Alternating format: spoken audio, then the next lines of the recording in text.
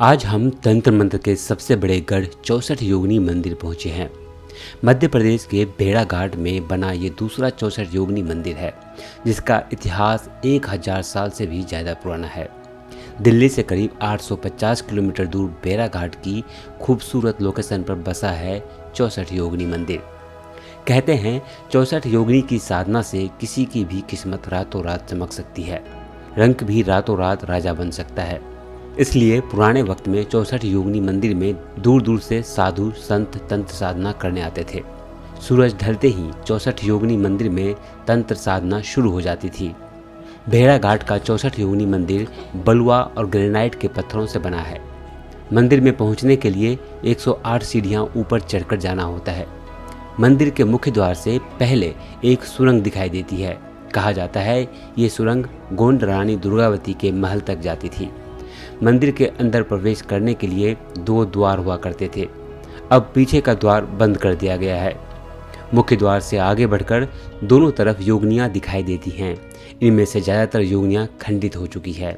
किसी का हाथ, किसी का पैर, किसी का धड़ तो किसी का सिर ही गायब है। साफ नज़र आता है कि ये क्रूरता की निशानियाँ हैं।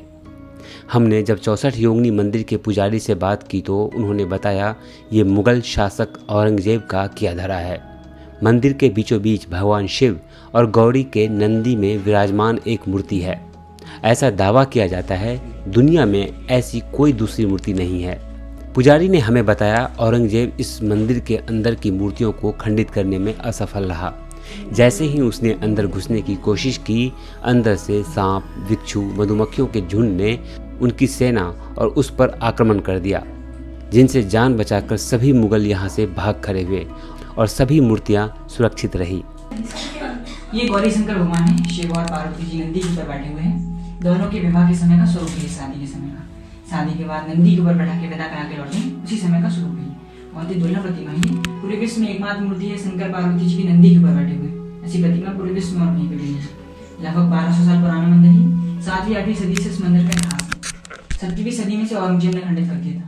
आज जितनी मूर्तियां सब औरंगजेब के द्वारा खंडित की गई। और कहा जाता है कि बाहर की मूर्तियां खंडित करके जब उसने अंदर आने का प्रयास किया तो अंदर से दूध की धारा निकली और बहुत सारे मधुमक्खियों ने उसके पूरे सैन्य पे जब आक्रमण किया था तो फिर यहाँ से भागते हुए गया था। इस कारण से अंदर की कोई मूर्तियां खंडित नहीं कर पाए। ये सभी मूर्तियां सुरक्षित है अंदर की। जी, बाजू में गणेश जी हैं, लक्ष्मी नारायण भगवान, वामन देव, नाग देवता, नाग माता है। ये 2 बहुत बड़े हैं, ये चतुर्भुज गणेश हैं। कहा जाता है 1185 से 1195 ईस्वी के बीच महाराजा विजय सिंह की मां महारानी गोसल देवी यहाँ पूजा करती थी। गौरी शंकर मंदिर के सामने चुंबकनाथ शिवलिंग है। उसी के पास मौजूद नंदी के ऊपर टंगा अष्टधातु का 150 किलो वजनी घंटा, जो सैकड़ों साल से यहाँ टंगा है।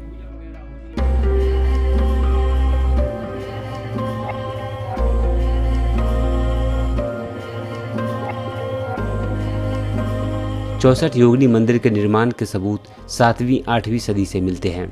शिव गौड़ी मंदिर के बाहर ब्रह्मलिपि में एक शिलालेख लगा है। इसमें 1155 ईस्वी का जिक्र है। माना जाता है कि कलचुरी वंश के राजा नरसिंह देव के शासन काल में इस मंदिर का निर्माण कराया।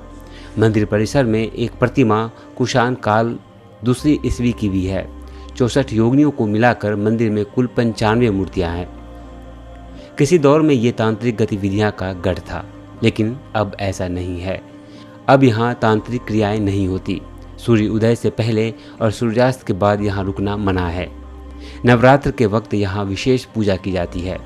64 योगिनी साधना में देवी काली के 64 रूपों की आराधना की जाती है। इनको आदिशक्ति माँ काली का अवतार माना गया है। कहा जाता है इनकी साधना सफल हो जाने से जीवन में सुख सुविधाओं का कोई अभाव नहीं रहता।